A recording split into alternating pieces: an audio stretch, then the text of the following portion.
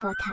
এক সুবিশাল রাজ্যে বাস করত তনিমা নামের এক অত্যন্ত রূপবতী, শান্ত ও দয়ালু মেয়ে। তার বাবা ছিলেন সেই রাজ্যের মহারাজ হিমাদ্রির শাহী বাগানের প্রধান ও অত্যন্ত বিশ্বস্ত মালী। সারা দিন ধরে তিনি গোলাপ, জুঁই, চামেলি আর গাঁদার বাগানে পড়ে থাকতেন। গাছের পাতায় পাতায় ছিল তার হাতের মমতা। কিন্তু নিয়তির নিষ্ঠুর পরিহাসে এক রাতে হঠাৎ তনিমার বাবা মৃত্যুর কোলে ঢলে পড়লেন।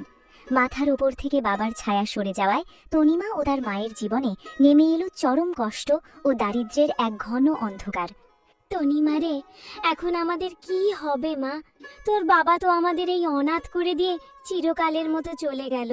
এই বিশাল পৃথিবীতে আমাদের তো আর কেউ রইল না রে মা। আমরা এখন কি খাবো, কোথায় যাব? মা, তুমি অমন করে কেঁদো না। বাবা চলে গেছেন ঠিকই, কিন্তু ওপরওয়ালা তো আছেন।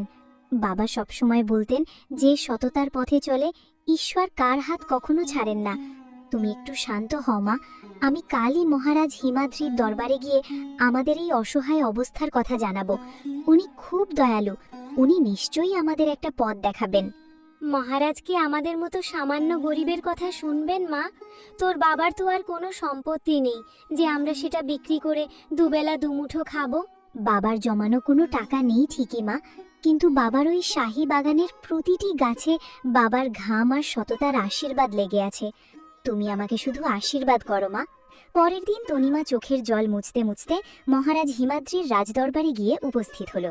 তার মলিন বেশ এবং করুণ মুখ দেখে মহারাজের হৃদয় দয়ায় গলে গেল। তনিমা হাত জোড় করে মহারাজের সামনে দাঁড়ালো। মহারাজ, আপনার জয় হোক। আমি আপনার শাহী বাগানের মালী দীনবন্ধুর একমাত্র কন্যা তনিমা। আমার বাবা আমাদের চিরতরে ছেড়ে চলে গেছেন। আপনি আমাদের রক্ষা করুন। তনিমা মা, তোমার বাবার মৃত্যু সংবাদে আমি অত্যন্ত ব্যথিত। দীনবন্ধু শুধু আমার বাগানের মালিই ছিলেন না, তিনি ছিলেন একজন পরম সৎ ও নিষ্ঠাবান মানুষ। তার হাতের ছোঁয়ায় আমার শাহী বাগান স্বর্গের মতো সুন্দর হয়ে উঠেছিল। তুমি একদম চিন্তা করো না মা। তোমার বাবার এই অকাল মৃত্যুতে তোমাদের পরিবারকে আমি কিছুতেই পথে বসতে দেব না। মহারাজ, আপনার এই দয়ার কথা আমি সারা জীবন মনে রাখব। আমি আজই রাজদরবারে ঘোষণা করছি, আজ থেকে তোমার বাবার শূন্য পদে তুমিই কাজ করবে। তুমিই হবে আমার শাহী বাগানের নতুন মালী। তোমার বেতন তোমার বাবার মতোই থাকবে, যাতে তোমার মায়ের কোনো কষ্ট না হয়। তুমি মন দিয়ে তোমার বাবার মতো সততার সাথে বাগানের দেখাশোনা করো। মহারাজ, আপনি শুধু এই রাজ্যের রাজাই নন, আপনি আমাদের মতো গরিবের কাছে ঈশ্বরের রূপ। আমি কথা দিচ্ছি, আমার বাবার মতো আমিও আমার ঘাম আর কষ্ট দিয়ে আপনার এই শাহী বাগানের প্রতিটি ফুলকে আগলে রাখব। সেই দিন থেকে তনিমা খুব ভোরে উঠে রাজপ্রাসাদের বাগানে যেত এবং অত্যন্ত নিষ্ঠা ও সততার সাথে বাগানের দেখাশোনা করত। গরিব হলেও তার মনে কোনো লোভ বা অহংকার ছিল না। দিন এভাবেই কাটতে লাগলো। একদিন খুব ভোরে চারদিকে যখন সবেমাত্র আলো ফুটতে শুরু করেছে, তনিমা তখন প্রতিদিনের মতো মহারাজের বাগানের দিকে যাচ্ছিল। হঠাৎ তার পায়ের খুব কাছে ঘাসের উপর একটা খসখস আওয়াজ হলো। তনিমা থমকে দাঁড়ালো। সে দেখল এটি ছোট্ট পাখি যন্ত্রণায় ছটফট করছে। তনিমা তৎক্ষণাৎ হাঁটু গেড়ে বসে পাখিটিকে পরম যত্নে দুই হাতে তুলে নিল। আহারে, কে রে তুই ছোট্ট পাখি? তোর ডানায় তো খুব চোট লেগেছে মনে হচ্ছে। ভাগ্যিস আমি দেখতে পেয়েছিলাম, নইলে তো আজ আমার পায়ের নিচেই তোর প্রাণটা চলে যেত। ঠিক তখনই এক অদ্ভুত ঘটনা ঘটল। সেই ছোট্ট পাখিটি মানুষের ভাষায় কথা বলে উঠল। তোমার এই অসীম দয়ার জন্য তোমাকে অনেক ধন্যবাদ দয়ালু মেয়ে। আমি খুব অসুস্থ, আমার ডানায় খুব চোট লেগেছে, তাই আমি একদম উঠতে পারছি না। এ কি, তুমি মানুষের ভাষায় কথা বলতে পারো? তুমি তো কোনো সাধারণ পাখি নও। হ্যাঁ, আমি কথা বলতে পারি। আমার নাম মিঠু। কাল রাতের ঝড়ে আমি গাছ থেকে পড়ে গিয়েছিলাম। সারা রাত এই ঘাসের উপর ব্যথায় ছটফট করেছি। তুমি যদি আজ আমাকে একটু দয়া করে আমার বাসায় পৌঁছে দাও, তবে আমি তোমার এই উপকারের কথা সারা জীবন ভুলব না। আরে মিঠু, তুমি আমাকে উপকারের কথা বলছো কেন? একজন বিপন্ন প্রাণীকে সাহায্য করা তো মানুষের সবচেয়ে বড় ধর্ম। তুমি আমাকে শুধু বলো তোমার বাসা কোথায়, আমি তোমাকে ঠিক পৌঁছে দেব। ওই যে দূরে নদীর ধারে বড় অশ্বত্থ গাছটা দেখছো না, ওখানেই গাছের মগডালে আমার বাসা। তুমি কি আমাকে ওখানে রেখে আসবে? হ্যাঁ হ্যাঁ, ঠিক আছে মিঠু, তুমি একদম ভয় পেও না। চলো, আমি তোমাকে সাবধানে তোমার বাসায় রেখে আসি। তনিমা নিজের কাজের কথা ভুলে গিয়ে সেই আহত মিঠু পাখিকে সেই অশ্বত্থ গাছের কাছে নিয়ে গেল। তোমার অনেক অনেক ধন্যবাদ তনিমা। আজ তুমি না থাকলে হয়তো শিয়ালে আমাকে খেয়ে নিত। তুমি সত্যিই খুব ভালো। কিন্তু মিঠু, তুমি যখন এত অসুস্থ, তোমার ডানা যখন ভাঙা, তখন তুমি খাবার খেতে কিভাবে যাবে? তুমি তো ডানা নেড়ে উড়তেই পারো না, তাহলে তোমার খাবার কে এনে দেবে? হ্যাঁ তনিমা, তুমি ঠিকই বলেছ। যতদিন না আমার ডানা ঠিক হচ্ছে ততদিন আমাকে হয়তো এই বাসায় বসে না খেয়ে শুকিয়ে মরতে হবে। আমি তো আর নিজে উড়ে গিয়ে খাবার জোগাড় করতে পারবো না। না না, আমি থাকতে তোমাকে না খেয়ে মরতে হবে না। তুমি আমাকে বলো, তুমি কি খেতে ভালোবাসো? আমি তোমার জন্য খাবার নিয়ে আসব। সত্যি তুমি আনবে?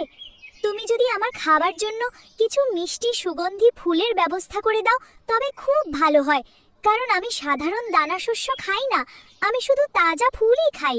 আরে, তুমি ফুলের জন্য একদম চিন্তা করো না মিঠু। আমি মহারাজ হিমাদ্রির শাহী বাগানে মালির কাজ করি। সেখানে শত শত রকমের সুগন্ধি ফুলের গাছ আছে।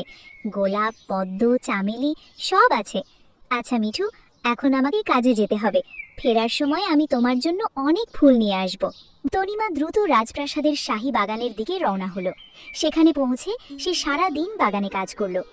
বাড়ি ফেরার আগে সে মিঠু পাখির কথা মনে করে কিছু তাজা এবং সুগন্ধি ফুল ছেড়ে সাবধানে নিজের আঁচলে লুকিয়ে রাখল। কিন্তু ঠিক সেই সময়ই বাগানের প্রধান মালি, অত্যন্ত নিষ্ঠুর ও লোভী স্বভাবের ভবতোষ, তাকে দেখে ফেলল। ওহে তনিমা, একটু দাঁড়াও তো। তোমার ওই আঁচলের নিচে কি লুকোনো আছে? ভবতোষ বাবু, কিছু না, এই কয়েকটা ফুল। ফুল? তুমি চুরি করছো? এই ফুলগুলো চুরি করে তুমি কোথায় নিয়ে যাচ্ছ শুনি? তুমি কি জানো না মহারাজের শাহী বাগানের একটি ফুলও বিনা অনুমতিতে ছেঁড়া বারণ? জানো শাহী ফুল চুরি করার শাস্তি কি? সোজা অন্ধকূপে যাবজ্জীবন কারাদণ্ড। আমাকে মাফ করে দিন ভবতোষ বাবু, আমি চুরি করার জন্য এগুলো নিইনি। আমি আপনার থেকে অনুমতি নিতে ভুলে গিয়েছিলাম। আসলে এই ফুলগুলো আমি একটি অসুস্থ পাখিকে খাওয়ানোর জন্য নিয়ে যাচ্ছিলাম। পাখিটি একদম উড়তে পারে না। বাজে বকা বন্ধ করো। তুমি আমাকে বোকা পেয়েছো? অসুস্থ পাখিকে কেউ ফুল খাওয়ায়? তুমি নিশ্চয়ই এই ফুলগুলো বাজারে বিক্রি করে পয়সা কামানোর ধান্দা করছো। আমি এক্ষুনি তোমাকে টেলি হিচড়ে রাজ সৈন্যদের হাতে তুলে দেবো, বুঝেছো? না না, আমাকে ক্ষমা করে দিন ভবতোষ বাবু, আমাকে ধরবেন না। আমি কোনো দিন কোনো চুরি করিনি। বাবাও এই বাগানে কাজ করতেন। ওনার সম্মানের দিকে তাকিয়ে অন্তত আমাকে ছেড়ে দিন। আমাকে চাইলে অন্য যে কোনো শাস্তি দিন, কিন্তু সৈন্যদের হাতে তুলে দেবেন না। আমি জেলে গেলে আমার মা না খেয়ে মারা যাবে। দয়া করুন আমার ওপর। দয়া? আমি কি এখানে দয়া বিলোতে বসেছি? তবে হ্যাঁ, একটি শর্তেই আমি তোমার এই চুরি সবার থেকে লুকাতে পারি এবং তোমার প্রাণ বাঁচাতে পারি। বলুন ভবতোষ বাবু, আমার আপনার সব শর্ত মঞ্জুর আছে। আপনি যা বলবেন আমি তাই করব। তোমাকে প্রতিদিন এই ফুলগুলোর দাম হিসেবে রূপোর একটি ছোট মুদ্রা আমাকে ঘুষ হিসেবে দিতে হবে, বুঝেছো? রাজি আছো? কিন্তু আমার কাছে তো বেশি টাকা থাকে না ভবতোষ বাবু। আমার মায়ের ওষুধ কিনতেই সব শেষ হয়ে যায়। তাহলে চলো মহারাজের কাছে। না না, ঠিক আছে, এই নিন, আমার কাছে জমানো এই রূপোর মুদ্রাটি আপনি রেখে দিন। এবার ঠিক আছে, কিন্তু একটি কথা সব সময় মাথার ভেতর ঢুকিয়ে রাখবে। তুমি এই কথার উল্লেখকারী রূপোর মুদ্রার লেনদেনের কথা অন্য কারো সামনে ভুলেও করবে না, ঠিক আছে? আর যখনই তুমি তোমার ওই পাখির জন্য ফুল নেবে, আমার মুদ্রা আমার হাতে দিয়ে যাবে। ঠিক আছে, আমি কাউকে কিচ্ছু বলবো না। তনিমা চোখের জল মুছতে মুছতে নিজের জমানো শেষ সম্বল থেকে ভবতোষকে টাকা দিয়ে দিল। সেখান থেকে তনিমা সোজা অশ্বত্থ গাছে মিঠু পাখির কাছে পৌঁছালো। এই নাও মিঠু, তোমার খাবার। একদম তাজা ফুল এনেছি, ভালোভাবে খাও। সেদিন থেকে তনিমার জীবনে এক নতুন রুটিন শুরু হলো। সে রোজ বাগান থেকে ফুল ছিঁড়ত এবং তার দাম নিজের জমানো কষ্টের টাকা থেকে ভবতোষকে দিয়ে সেই ফুল মিঠুর কাছে পৌঁছে দিত। ধীরে ধীরে তনিমার জমানো সব টাকা শেষ হতে শুরু করলো। তুমি আমার জন্য কত কষ্ট করছো তানিমা। রোজ এতটা পথ হেঁটে তুমি আমার জন্য তাজা ফুল নিয়ে আসো। এমন কোনো কথা নেই মিঠু, তোমার সাহায্য করে আমি মনে অনেক আনন্দ পাই। তোমাকে ভালোবেসেই তো আমি ফুল আনি। তুমি তাড়াতাড়ি সুস্থ হয়ে ওঠো, এটাই আমি চাই। এভাবেই বেশ কয়েকদিন কেটে গেল। মিঠু পাখির ডানা এখন অনেকটাই সুস্থ, কিন্তু তনিমার জমানো টাকা এবার পুরোপুরি ফুরিয়ে গেল। একদিন যখন সে সন্ধ্যায় বাগান থেকে ফুল নিয়ে মিঠুর কাছে পৌঁছালো, তখন তনিমাকে খুব মনমরা ও বিষণ্ণ দেখে পাখিটি চিন্তিত হয়ে পড়ল। কি ব্যাপার তনিমা, আজ তোমাকে এত উদাস আর মনমরা লাগছে কেন? কিছু না মিঠু, আমার শুধু খুব কষ্ট হচ্ছে যে কাল থেকে হয়তো আমি তোমার খাবার জন্য আর ফুল আনতে পারবো না। তনিমা, তুমি কাঁদছো কেন? আমার জন্য আর ফুল আনার কোনো দরকার নেই। এখন আমি একদম সুস্থ হয়ে গেছি এবং কাল থেকে নিজের ডানায় ভর করে উড়ে নিজের খাবারের ব্যবস্থা নিজেই করতে পারবো। কিন্তু তবুও তুমি আমাকে লুকিয়ে যেও না। তুমি কি কারণে এত উদাস হয়ে আছো? তোমার কি কোনো বিপদ হয়েছে? মিঠু, আমি প্রতিদিন এই ফুলগুলোর দাম আমাদের প্রধান মালিক ভবতোষ বাবুকে ঘুষ হিসেবে দিতে আসতাম। উনি আমাকে ফুলচোর অপবাদ দিয়ে জেলে ভরতে চেয়েছিলেন, তাই মায়ের কথা ভেবে আমি রোজ ওনাকে রূপোর মুদ্রা দিতাম। কিন্তু আজ আমার কাছে শেষ কানা করিও অবশিষ্ট নেই মিঠু, সব শেষ হয়ে গেছে।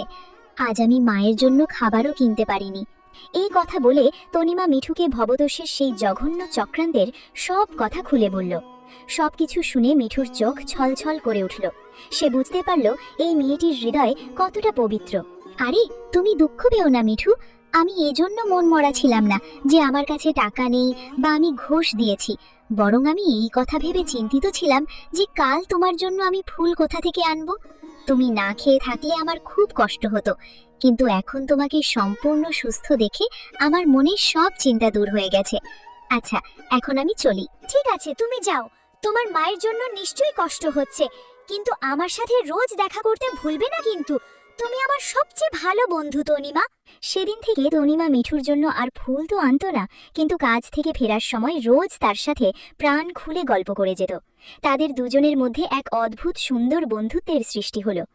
একদিন যখন সে রাজপ্রাসাদের কাজ থেকে বাড়ি ফিরছিল, তখন অতিরিক্ত খাটুনির ক্লান্তির কারণে তার মিঠুর সাথে দেখা করার কথাই মনে ছিল না। সে অন্যমনস্ক হয়ে অশ্বত্থ গাছটা পেরিয়ে চলে যাচ্ছিল। তনিমাকে চলে যেতে দেখে পাখিটি ওপর থেকে ডাকল, তনিমা, ও তনিমা, আজ আমি না জানি কখন থেকে তোমার জন্য বসে অপেক্ষা করছি, আর তুমি আমার দিকে না তাকিয়ে আমার সাথে দেখা না করেই চলে যাচ্ছ। ও মিঠু, আমাকে মাফ করো বন্ধু। আজ বাগানে এত কাজের চাপ ছিল যে আমার একদম খেয়ালই ছিল না। মাথাটা খুব ধরেছে। বলো, কেমন আছো তুমি? আমি তো খুব ভালো আছি, কিন্তু শোনো, অসুস্থতার সময় তুমি নিজের সর্বস্ব ত্যাগ করে আমার যে উপকার করেছো তার দাম তো আমি কোনোদিন দিতে পারবো না। তবে আজ আমি তোমাকে এমন একটি অদ্ভুত জিনিস দেব যা হয়তো তোমার মা আর তোমার মায়ের সব দুঃখ কষ্ট এবং দারিদ্র্য চিরতরে দূর করে দেবে। এই কথা বলে মিঠু নিজের বাসা থেকে একটি উজ্জ্বল সোনালী রঙের জাদুকরি বড় বীজ নিয়ে এসে তনিমার হাতে রাখল। আরে, এই বড় বীজ, এটা কিসের বীজ মিঠু? এটি কোনো সাধারণ গাছের বীজ নয়, এটি হলো স্বর্গের সঞ্জীবনী বৃক্ষের বীজ। এর ফুল শুকলে মানুষ চিরকাল সুস্থ ও যুবক থাকে। এই বীজ থেকে যে গাছ হবে এবং তাতে যে ফুল ফুটবে তা হবে অমূল্য। তুমি সেই ফুল রাজাকে বা অন্য কাউকে বিক্রি করে অনেক অনেক ধন উপার্জন করতে পারবে। কিন্তু একটা কথা খুব ভালোভাবে খেয়াল রেখো, এর গাছ বীজ পোঁতার 1 মাসের মধ্যেই বড় হয়ে যাবে এবং তাতে ফুল রোজ রাতে সূর্যাস্তের পরেই ফুটবে আর ভোর হলেই অদৃশ্য হয়ে যাবে। তাই তোমাকে সেগুলো রাতের অন্ধকারেই ছিঁড়তে হবে। মিঠু, এই অমূল্য বীজ দিয়ে তুমি তো আমার ভাগ্যই বদলে দিলে। কিন্তু একটা কথা বলো, এত মহামূল্যবান এবং ঐশ্বর্যিক বীজ তুমি কোথা থেকে পেলে? সেটা এক কাকতালীয় ব্যাপার তনিমা। আজ আমি খুব ভোরে উঠে খাবারের সন্ধানে বেরিয়েছিলাম। উড়তে উড়তে গভীর বনের ভেতর একটি জায়গায় খুব সুন্দর একটি ঐশ্বরিক দৃশ্য দেখতে পেলাম। দেখলাম আকাশ থেকে কয়েকজন সুন্দরী পরী নেমে এসেছে। তখন ভাবলাম আমার নিচে গিয়ে ওদের কথা লুকিয়ে শোনা উচিত। হতে পারে ওদের কথাবার্তা থেকে আমি এমন কোনো উপায় পেয়ে যাব যা দিয়ে তনিমার দারিদ্র্য দূর করতে তাকে আমি সাহায্য করতে পারবো। এই কথা ভেবে আমি নিঃশব্দে নিচে নামলাম এবং একটি গাছের ঘন পাতার আড়ালে বসে তাদের কথা শুনতে লাগলাম। সখী, আজ অনেক দিন পর এই পৃথিবীর বুকে ঘোরাঘুরি করে খুব আনন্দ হলো। এখানকার বাতাস খুব সুন্দর। আমি তো ভাবছি এখন থেকে রোজ রাতে এখানে আসব। আমিও সখী, যখন আমাদের রোজই এখানে আসতে হবে তখন কেন না আমরা এখানে স্বর্গের সেই সঞ্জীবনী বৃক্ষ লাগিয়ে দিই, যাতে ঘোরাঘুরির পর আমরা এর ফুলের সুবাস নিতে পারি এবং মরতে এলেও চিরকালের জন্য সুস্থ ও যুবতী থাকতে পারি। হ্যাঁ হ্যাঁ, তুমি একদম ঠিক বলেছ সখী। এখানে দূর দূরান্ত পর্যন্ত কোনো মানুষ চোখে পড়ে না। জঙ্গলটা খুব গভীর, তাই গাছটিও মানুষের নজর থেকে সুরক্ষিত থাকবে। চলো, আমরা বীজটা এখানেই পুঁতে দিই। তারপর পরীরা সেই জাদুকরি বীজটি পুকুর ধারে মাটি খুঁড়ে পুঁতে দিল এবং এক নিমিষে আকাশে উড়ে গেল। তারা সেখান থেকে চলে যাবার পর আমি সুযোগ বুঝে সেই গর্তটি খুঁড়লাম এবং সেই বীজটি নিজের ঠোঁটে করে নিয়ে সোজা নিজের বাসায় চলে এলাম। আর আমি তখন থেকে শুধু তোমারই আসার অপেক্ষা করছিলাম। সত্যি তুমি কত ভালো যে আমার কথা এত ভাবো।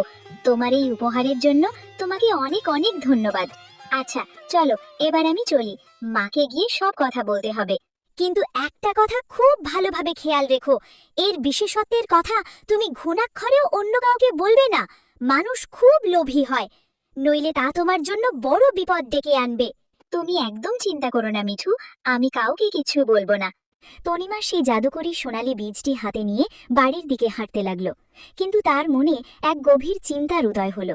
মিঠু, এই অমূল্য জিনিস তো আমাকে দিল, কিন্তু এটি আমি পুঁতবো কোথায়? যদি এটি আমি আমাদের বাড়ির বাইরে পুঁতি, তবে গাছ বড় হতেই এবং সুগন্ধি ফুল ফুটতেই গ্রামের লোকেরা তো এর বিশেষত্ব জেনে যাবে। তখন সবাই জোর করে সব ফুল ছিঁড়ে নেবে। আর আমাদের কুঁড়ে ঘরের বাইরে এমন কোনো সুরক্ষিত জায়গাও তো নেই যেখানে আমি গাছটিকে লোকচক্ষুর আড়ালে লুকিয়ে রাখতে পারবো।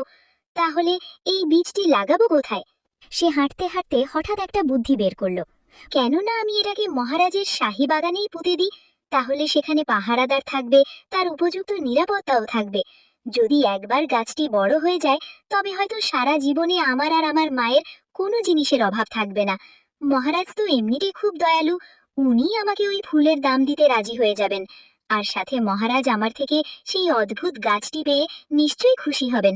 হ্যাঁ, এটাই সবচেয়ে ভালো এবং নিরাপদ উপায় হবে। পরের দিন সকালে সে রোজকার মতোই শাহী বাগানে পৌঁছালো এবং বাগানের এক কোণে একটি নিরাপদ জায়গা দেখে বীজ পোঁতার জন্য মাটি খুঁড়তে লাগলো। তাকে মাটি খুঁড়তে দেখে প্রধান মালি ভবতোষ সেখানে এসে হাজির হলো। তুই এখানে আমার অনুমতি ছাড়া কি করছিস? মাটি খুঁড়ছিস কেন? আবার কিছু চুরি করার ধান্দা করছিস নাকি? না না ভবতোষ বাবু, আমি চুরি করতে যাব কেন? আমি এখানে একটি ফুলের গাছের বীজ পুঁতছি। এই বীজ থেকে খুব জাদুকরি ফুল ফুটবে।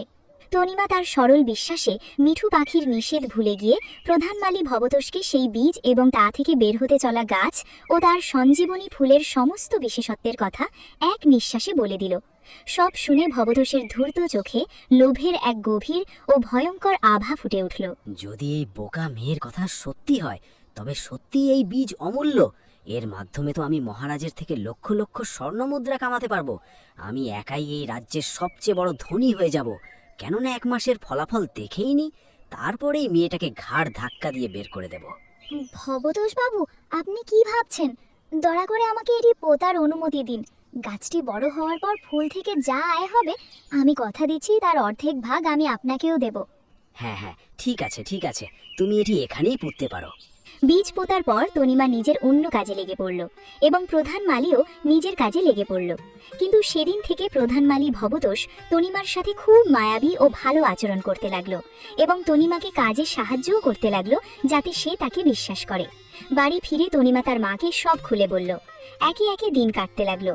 তনিমার যত্নে বীজ থেকে অঙ্কুর বের হলো এবং তা জাদুর মতো দিন দিন বড় হতে লাগলো। ঠিক 30 দিন পর সেই গাছটি এক বিশাল ও অপূর্ব রূপ ধারণ করলো।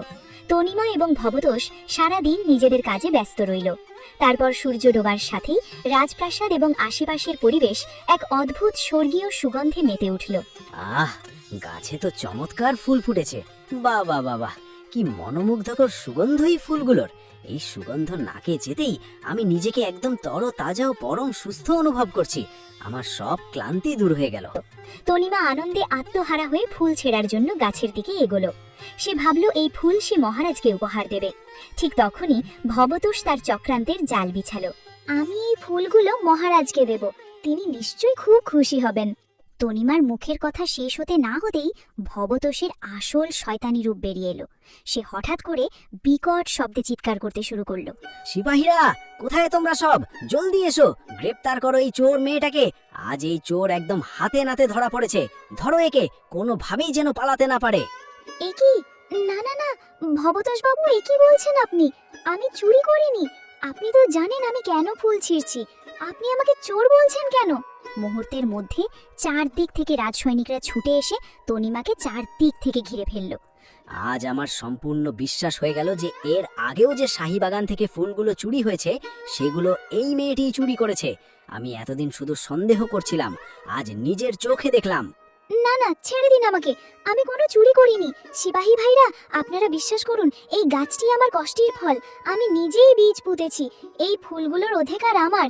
হ্যাঁ, আগে যে ফুলগুলো আমি বাগান থেকে ছিঁড়তে বাধ্য হয়েছিলাম, সেগুলো এই প্রধান মালির অনুমতি নিয়েই ছিঁড়েছিলাম, এবং সেগুলোর দামও আমি নিজের কষ্টের টাকা থেকে একে দিয়েছি। জিজ্ঞেস করুন একে, উনি আমার কাছ থেকে প্রতিদিন রূপোর মুদ্রা নিতেন। চুপ কর, মিথ্যেবাদী কোথাকার! একে তো চুরি করিস, তার উপর আবার এত বড় সাধু সাজিস। মহারাজের বাগানে আমার নিজের হাতে ফলানো গাছকে তুই নিজের বলিস, আবার আমার নামে মিথ্যে অপবাদ দিচ্ছিস। তোর কত বড় আস্পর্ধা! সৈনিকরা তনিমার কোনো কথাই শুনল না। তনিমা নিজের দুর্ভাগ্যের ওপর অঝরে চোখের জল ফেলতে লাগলো। সে বুঝতে পারল গরিবের সততার কোনো দাম নেই এই পৃথিবীতে। সে চরম অপমান নিয়ে কাঁদতে কাঁদতে নিজের কুঁড়ে ঘরের দিকে রওনা হলো। বোকা মেয়ে, এই ফুলগুলোর তোড়া বানিয়ে আমি আজ মহারাজকে উপহার দেব। তিনি খুশি হয়ে আমাকে প্রচুর ধন সম্পদ দেবেন। আমি একাই এই গাছের সমস্ত ক্ষমতার অধিকারী হব। এদিকে তনিমা সোজা অশ্বত্থ গাছে তার বন্ধু মিঠু পাখির কাছে পৌঁছলো এবং কাঁদতে কাঁদতে তাকে ভবতোষের এই চরম বিশ্বাসঘাতকতা আর জঘন্য প্রতারণার সব ঘটনা শোনালো। সেটা তো খুব খারাপ হলো তনিমা। আমি তো আগেই তোমাকে বারণ করেছিলাম যে এই গাছের বিশেষত্বের বিষয়ে কোনো মানুষকে কিছু বলবে না। মানুষ বড়ই লোভী আর অকৃতজ্ঞ হয়। সত্যি বলছি মিঠু, আমার সত্যিই খুব বড় ভুল হয়ে গেছে। আমি ভাবতেও পারিনি যে ভবতোষ বাবুর মতো একজন মানুষ টাকার লোভে এত বড় শয়তানি করতে পারে। আমার বাবার মতো আমি তাকে সম্মান করতাম, আর সে আমার সাথে এমন প্রতারণা করলো। এখন আমি মাকে কি খাওয়াবো মিঠু? আমার তো কাজটাও চলে গেল। তুমি আর চোখের জল ফেলো না তনিমা, ঈশ্বর সব দেখছেন। এখন তুমি বাড়ি যাও। আমি শীঘ্রই এমন কোনো উপায় বের করব যাতে তোমাকে আর তোমার মাকে না খেয়ে মরতে না হয়। এই অন্যায়ের বিচার হবেই। মিঠুর কাছ থেকে বিদায় নিয়ে তনিমা অত্যন্ত মন খারাপ করে নিজের বাড়ি ফিরে গেল। তাকে কাঁদতে কাঁদতে ঘরে ফিরতে দেখে তার মা চিন্তিত হয়ে পড়লেন। তনিমা, এ কি অবস্থা তোর মা? তোর মুখটা এমন শুকনো কেন? চোখে জল কেন? কি হয়েছে তোর? মা, ভবতোষ বাবু আমাকে চুরির মিথ্যে অপবাদ দিয়ে শাহী বাগান থেকে তাড়িয়ে দিয়েছেন। উনি আমার ফলানো জাদুকরি গাছটার ওপর নিজের অধিকার জমিয়ে আমাকে সবার সামনে চোর সাজিয়েছেন এবং অপমান করে বের করে দিয়েছেন। হে ভগবান, এত বড় অন্যায়! গরিব বলে কি আমাদের সম্মানের কোনো দাম নেই? যে লোকটাকে তুই নিজের বাবার মতো সম্মান করতিস, সে তোর সাথে এমন বেইমানি করলো। এখন আমরা কি করে বাঁচবো রে মা? তুমি একদম কেঁদো না মা, উপরবালা নিশ্চয়ই এর বিচার করবেন। তুমি চিন্তা করো না, আমি কাল থেকেই অন্য কোথাও কাজের খোঁজ করব। পরদিন থেকে সে গ্রামের এক ধনীর বাড়িতে গিয়ে অত্যন্ত কঠোর দিনমজুরি করা শুরু করে দিল, নিজের মায়ের মুখে অন্ন তোলার জন্য। অন্যদিকে প্রধান মালী ভবতোষ সেই রাতে জাদুকরি ফুলগুলোর একটি অপূর্ব তোড়া তৈরি করে মহারাজের দরবারে হাজির হলো। মহারাজ, আজ শাহী বাগানে এক অপূর্ব ফুলের জন্ম হয়েছে। এই স্বর্গীয় সুগন্ধি ফুল আমি আপনার চরণে উপহার দিতে এসেছি। এ কি অদ্ভুত সুগন্ধ! দাও তো দেখি ফুলগুলো। তোড়াটি নিয়ে রাজা যেই না তা শুকলেন, তার পুরো শরীর আর মন এক ঐশ্বরিক আনন্দে মেতে উঠল। মুহূর্তের মধ্যে তার বয়সের সমস্ত ছাপ, বলিরেখা আর ক্লান্তি দূর হয়ে গেল। বাহ, মনটা জুড়িয়ে গেল।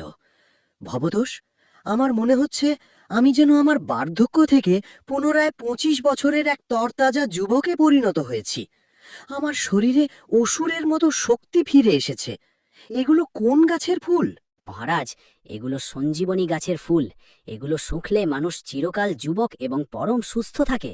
আমি অনেক বছরের কঠোর পরিশ্রমের পর এই বীজ সংগ্রহ করে একে আপনার বাগানে ফলিয়েছি। তুমি আমার যে উপকার করেছ তার কোনো তুলনা হয় না। আমি জানতাম না আমার রাজ্যে তোমার মতো এত যোগ্য এবং বিশ্বস্ত ব্যক্তি আছে। আমি তোমার উপর খুব সন্তুষ্ট হয়েছি। পুরস্কার স্বরূপ এই 1000 স্বর্ণমুদ্রা তুমি রেখে দাও। আর কাল থেকে তুমি আমাকে রোজ 1 তোড়া ফুল উপহার দেবে, যার বদলে তুমি রোজ 100 স্বর্ণমুদ্রা করে পাবে। সেদিন থেকে ভবতোষ 2 হাতে রাজকোষের টাকা কুড়াতে লাগলো এবং ফুলে ফেপে উঠতে লাগলো। বেশ কিছুদিন এভাবেই কেটে গেল। একদিন রাতে স্বর্গের সেই পরীরা মেঘের ওপর দিয়ে উড়ে যাওয়ার সময় নিচে রাজপ্রাসাদের বাগানের দিকে তাকালো। আরে সখী, একটু নিচে তাকিয়ে দেখো, ওই দেখো আমাদের সেই সঞ্জীবনী বৃক্ষ। কিন্তু এই জাদুকরি গাছ এখানে এলো কিভাবে? আমরা তো এটা জঙ্গলের ধারের পুকুর পাড়ে পুঁতেছিলাম। এটা তো কোনো রাজার বাগান বলে মনে হচ্ছে। হ্যাঁ সখী, তার মানে দাঁড়ায় যে সেই সময় আমাদের আশেপাশে নিশ্চয়ই কোনো মানুষ লুকিয়েছিল, যে না কেবল আমাদের সব কথাবার্তা শুনে ফেলেছিল, আমাদের চলে যাওয়ার পর সে ওই বীজটিও মাটি খুঁড়ে বের করে নিয়েছিল। কি দুঃসাহস এই মানুষদের! তাহলে তো আমাদের সেই চোরকে খুব কঠিন শাস্তি দেওয়া উচিত। কিন্তু এই রাতের অন্ধকারে চোরের খোঁজ কিভাবে মিলবে? তার খোঁজ পাওয়া খুব একটা কঠিন কাজ নয় সখী। যে এই গাছের বিশেষত্ব জানে সে নিশ্চয়ই রাতে ফুল ছিঁড়তে এখানে আসবেই। আমরা আজ থেকে রোজ রাতে লুকিয়ে নজর রাখব, আর যেদিন সে আমাদের নজরে চলে আসবে সেই রাতই হবে ওই চোরের জীবনের শেষ রাত। বিধিলিপি বড়ই অদ্ভুত। মহারাজ হিমাদ্রির স্ত্রীর মৃত্যু অনেক বছর আগেই হয়েছিল। তার একমাত্র পুত্র অত্যন্ত সুদর্শন ও জ্ঞানী রাজকুমার শাশ্বত গত 6 মাস ধরে ভিনদেশে জ্ঞানার্জনের জন্য ভ্রমণে গিয়েছিল। হঠাৎ একদিন সকালে সে নিজের রাজ্যে ফিরে এলো। তাকে ফিরে পেয়ে মহারাজ হিমাদ্রি আনন্দে আত্মহারা হয়ে উঠলেন। আমার প্রিয় পুত্র শাশ্বত, তোমাকে এত মাস পর ফিরে দেখে আমি যে কি খুশি হয়েছি তা বলে বোঝাতে পারবো না। কিন্তু রাজকুমার শাশ্বত তার বাবার দিকে এগিয়ে না গিয়ে এক দৃষ্টে অবাক ও হতভাগ হয়ে তাকিয়ে রইল। কি হলো শাশ্বত, তুমি আমার দিকে এভাবে অবাক হয়ে তাকিয়ে আছো কেন? বাবা, আপনি মাত্র এই 6 মাসের মধ্যে হঠাৎ এত যুবক হয়ে গেলেন কিভাবে?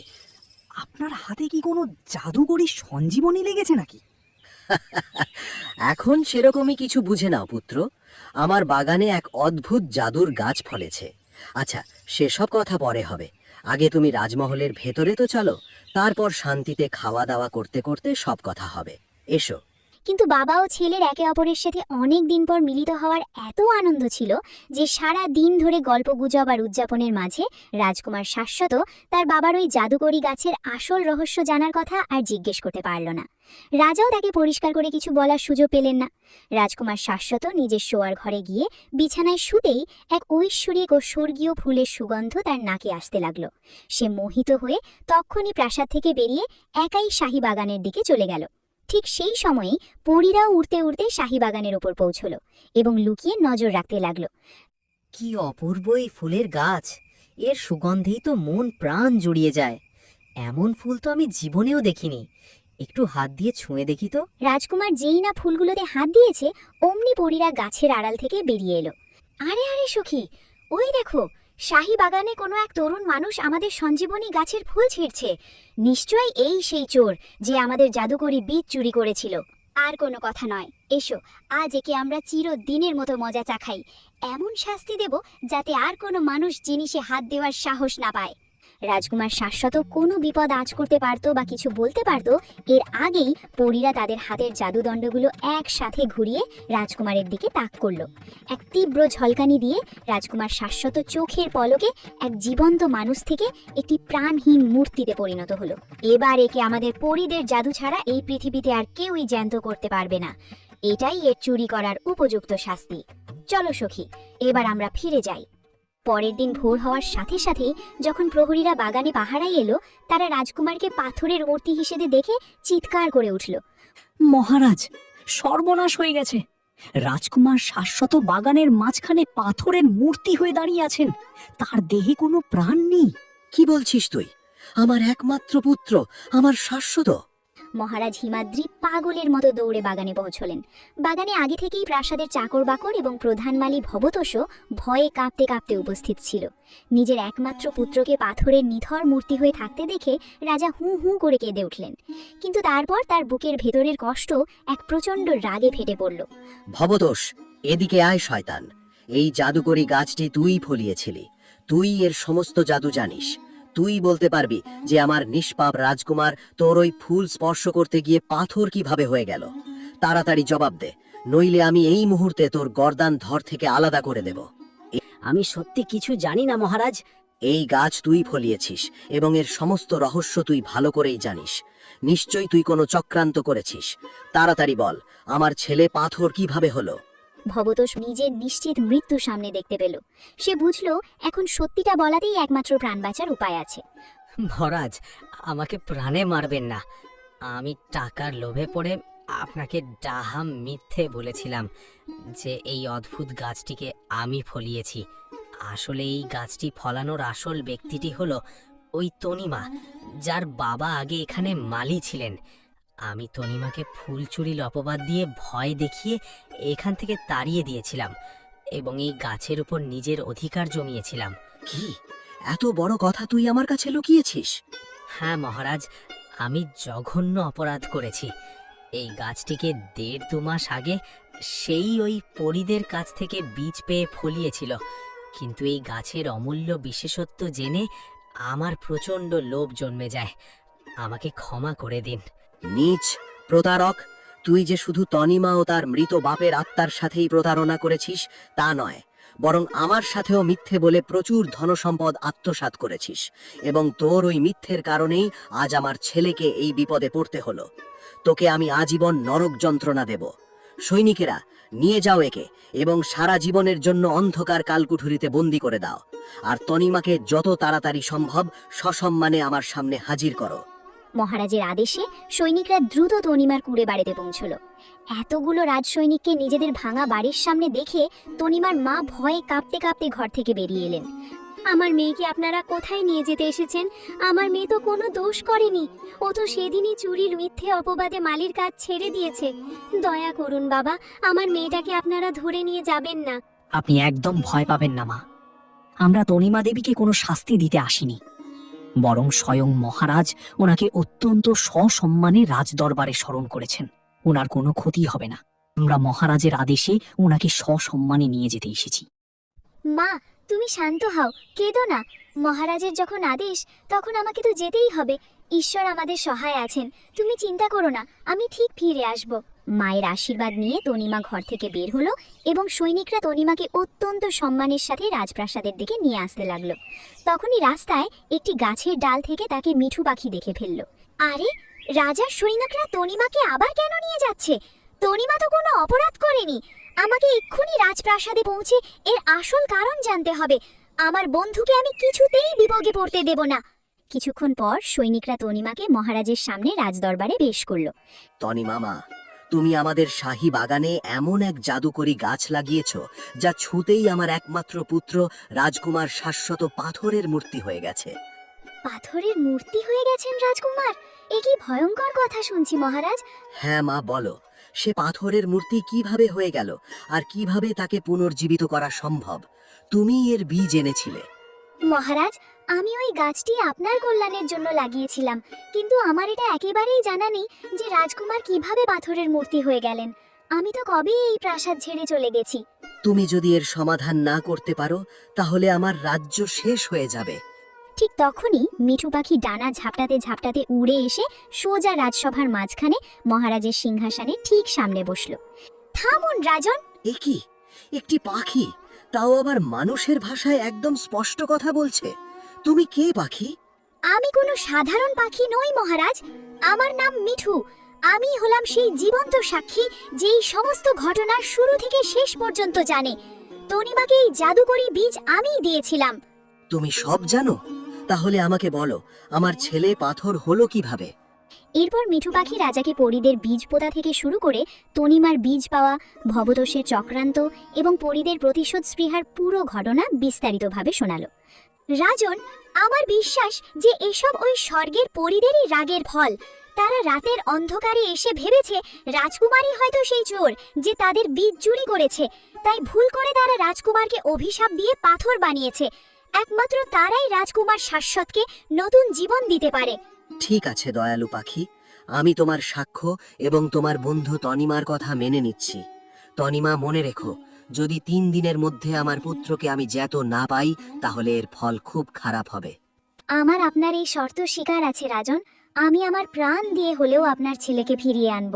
তনিমা মহারাজের কাছ থেকে বিদায় নিয়ে মিঠুর সাথে বাগানে গেল। শোনো তনিমা, আজ গভীর রাতে তুমি গাছের আড়ালে লুকিয়ে থাকবে। পরীরা এলেই তুমি তাদের জাদুদণ্ডগুলো চুরি করে সোজা মহারাজের রাজদরবারে চলে আসবে। তখন ওরা বাধ্য হয়ে তোমার পিছু পিছু ভরা দরবারে আসবে। সেখানে সব প্রমাণ হবে। এটা খুব ভালো বুদ্ধি মিঠু, আমি ঠিক তাই করব। গভীর রাতের বেলা তনিমা শাহী বাগানে লুকিয়ে রইল। যখন পরীরা নিচে নেমে বাগানে ফুল দেখতে এলো এবং তাদের জাদুদণ্ডগুলো ঘাসের ওপর রাখলো, তনিমা সুযোগ বুঝে নিঃশব্দে তাদের জাদুদণ্ডগুলো নিজের দখলে করে নিল এবং দৌড়ে সোজা মহারাজের আলোকিত রাজদরবারে এসে ঢুকল। জাদুদণ্ড হারিয়ে পরীরা রেগে গিয়ে তনিমার পিছু পিছু মহারাজ হিমাদ্রির রাজদরবারে হাজির হলো। এই মানুষ, এত বড় সাহস তোর যে তুই পরীদের জাদুদণ্ড চুরি করেছিস? কে তুই? রাজা, আপনার দরবারে এই চোর মেয়েটি আমাদের জিনিস নিয়ে এসেছে। আমাদের ছড়িগুলো আমাদের ফেরত দিতে বলুন, নইলে আমরা পুরো রাজ্য ভস্ম করে দেব। আপনারা শান্ত হন, আমি কোনো চোর নই। আমি এই শর্তেই আপনাদের ছড়িগুলো ফেরত দিতে পারি যদি আপনারা আপনাদের ভুল স্বীকার করে আমাদের নিরপরাধ রাজকুমার শাশ্বতকে এই দরবারের সামনে পুনরায় জীবিত করে দেন। ভুল? আমরা কোনো ভুল করিনি। ওই রাজকুমারী আমাদের বীজ চুরি করেছিল। পরিদেবীরা, আপনাদের মারাত্মক ভুল ধারণা হয়েছে। রাজকুমার শাশ্বত চোর নন। বীজ তো মিঠু পাখি আপনাদের যাওয়ার পর বের করেছিল, আর পরে প্রধান মালী ভবতোষ এই গাছ নিজের বলে দাবি করে। রাজকুমার তো এই গাছের ব্যাপারে কিছুই জানেন না।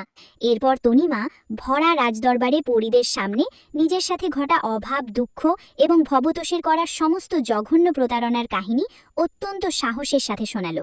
মিঠু পাখিও তনিমার কথার সত্যতা প্রমাণ করল। তনিমার এই সততা, আত্মত্যাগ আর বেদনাদায়ক কাহিনী শুনে সমস্ত পরীর হৃদয় তনিমার প্রতি গভীর সহানুভূতি ও শ্রদ্ধায় গলে গেল। হে ঈশ্বর, আমরা তো চরম ভুল করে ফেলেছিলাম। তনিমা, তোমার সততা এবং তুমি যে কষ্ট পেয়েছ তার জন্য আমরা ক্ষমা প্রার্থী। আমরা আমাদের ভুল শুধরে রাজকুমার শাশ্বতকে এক্ষুনি পুনর্জীবিত করে দেব। প্রহরীরা রাজকুমার শাশ্বতের পাথরের মূর্তিটি দরবারে নিয়ে এলো। এক পরী তনিমার হাত থেকে নিজের জাদুদণ্ডটি নিয়ে রাজকুমার শাশ্বতের পাথরের মূর্তির ওপর আলতো করে ঘোরালো। এক তীব্র ঝলকানি হলো এবং রাজকুমার শাশ্বত সাথে সাথে এক দীর্ঘ নিঃশ্বাস ফেলে মুখে হাসি নিয়ে জীবিত হয়ে উঠল। আমি কোথায়? আমার কি হয়ে গিয়েছিল? আমি তো বাগানে ছিলাম। বাবা, আপনারা সবাই এখানে, আর এই মেয়েটি বা কে? রাজকুমার, তোমার এই তনিমার প্রতি আজীবন কৃতজ্ঞ থাকা উচিত। এনার সততা, সাহস ও ত্যাগের কারণেই তুমি আজ নতুন জীবন পেয়েছো, আর আমরাও আমাদের ভুল বুঝতে পেরেছি। আপনি আমার জন্য এত বড় বিপদ কাঁধে নিয়েছেন। আমি আপনার এই ঋণ কোনো দিন শোধ করতে পারবো না। তনিমা, তুমি প্রমাণ করেছো যে মানুষের মন কত পবিত্র হতে পারে।